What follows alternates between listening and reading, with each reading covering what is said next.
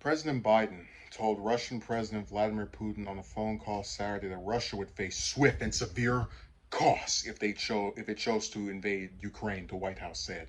The call between the two leaders lasted about an hour Saturday morning as warning signs of a possible Russian invasion of Ukraine continued to grow.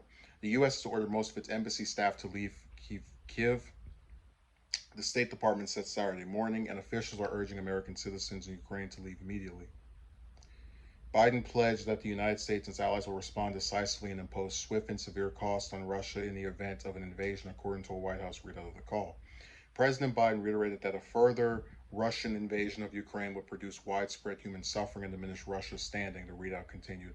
President Biden was clear with President Putin that while the United States remains prepared to engage in diplomacy in full coordination with our allies and partners, we are equally prepared for other scenarios. Speaking on a call with reporters, a senior Biden administration official characterized the conversation between the two leaders as professional and substantive, but gave no indication of a breakthrough. There was no fundamental change in the dynamic that has been unfolding now for several weeks, the senior administration official said.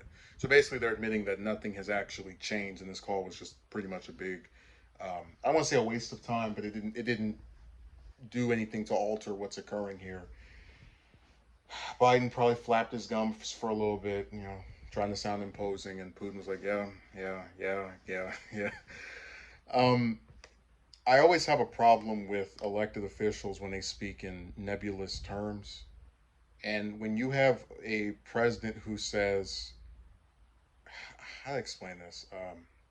Here it is: swift and severe costs on Russia. We're going to impose those and respond decisively. Well, are you referring to sanctions? Are you talking about? We know they floated, the idea of sending troops over there.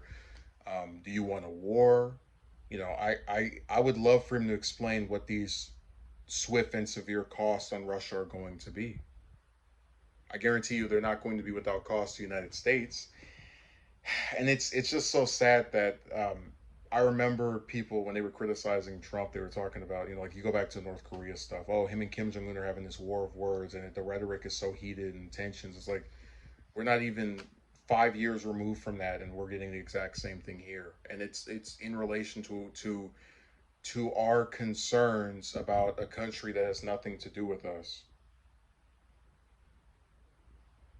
It's so funny to have people sit here and talk about how scared they were about a war with North Korea, but I guess a war with Russia is a-okay. I don't understand what good comes out of having a call with someone who you're antagonizing, who already knows you don't agree with what they're doing, and who at the end of it you admit nothing has changed. You're in the exact same spot as before. So um I hope it de-escalates and they have diplomacy, but if we don't, I won't be surprised because, like I said, these politicians all do the same thing. They're as long as they're not the ones having to get blown to pieces in some banana war, they have no problem trying to sound tough on the phone.